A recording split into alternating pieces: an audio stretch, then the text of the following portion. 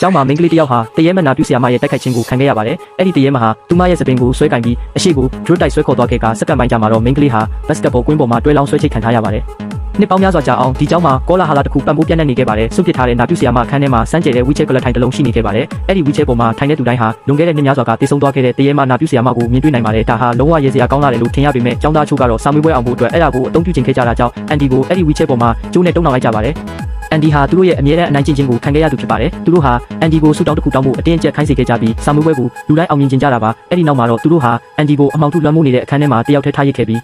ထွက်ခွာသွားခဲ့ကြပါတယ်။အန်ဒီဟာအလွန်တရာကြောက်လန့်သွားပြီးစိတ်သက်တွေပြိုလဲခါနီးဖြစ်ခဲ့ရပါတယ်။သူလိုချင်တာဆိုလို့ဒီပြင်ကိုလွတ်မြောက်ဖို့ပဲဖြစ်လို့ရှိသမျှအစွမ်းကုန်ရုန်းကန်ခဲ့ပေမဲ့အဲ့ဒီကြိုးတွေဟာကျွတ်ထွက်မလာခဲ့ပါဘူး။အဲ့ဒီချိန်မှာပဲစစ်ကြံလန်းစီကတကားပွင့်လာပြီးကောလာဟာလာတွေကတရေမနာပြုဆရာမဝင်လာခဲ့ပါတယ်။စတင်ချိန်မှာတော့အန်ဒီကဒါဟာအနိုင်ကျင့်တဲ့သူတွေရဲ့နောက်ပြောင်မှုတစ်ခုလို့ထင်မှတ်ခဲ့ပေမဲ့မျက်စိတမိတ်တွင်းမှာပဲသူမဟာပျောက်ကွယ်သွားပြီးသူ့အနောက်မှာရက်နေတာကိုခံစားလိုက်ရပါတယ်။ကြောက်လန့်တုန်လှုပ်ပြီးမလှုပ်ရှားရဖြစ်နေတဲ့အန်ဒီစီကကျိုးတွေကိုတရေမနာပြုဆရာမဟာတတလေးလာရောက်ထိတွေ့လိုက်ပါတယ်။စက္ကန့်ပိုင်းကြာမှာတော့အန်ဒီပက်ပက်လေကကျိုးတွေအားလုံးရုတ်တရက်ရှော့ကျသွားခဲ့ပါတယ်။အန်ဒီဟာချက်ချင်းမတက်ထွက်လိုက်ပြီးလိုက်ကနောက်စီကိုလှည့်ကြည့်လိုက်ရတရေမနာပြုဆရာမရက်နေတာကိုမြင်တွေ့လိုက်ရပါတယ်။အဲ့ဒီခိုက်တန်မှာပဲထိတ်လန့်စရာကောလာဟာလာအားလုံးဟာအမှန်တကယ်ဖြစ်ကြောင်းအန်ဒီနားလည်သွားခဲ့ပါတယ်။သူဟာပြပြတပားနဲ့ထွက်ပြေးဖို့လှည့်လိုက်ချိန်မှာပဲသူ့နိုင်ရွက်ဘေးနားကနေနင်းဆူတောင်းမတောင်းချင်တော့တာတေချာလို့လားဆိုတဲ့တိုးတိုးလေးပြောလိုက်တဲ့အတန်ထွက်ပေါ်လာခဲ့ပါတော့တယ်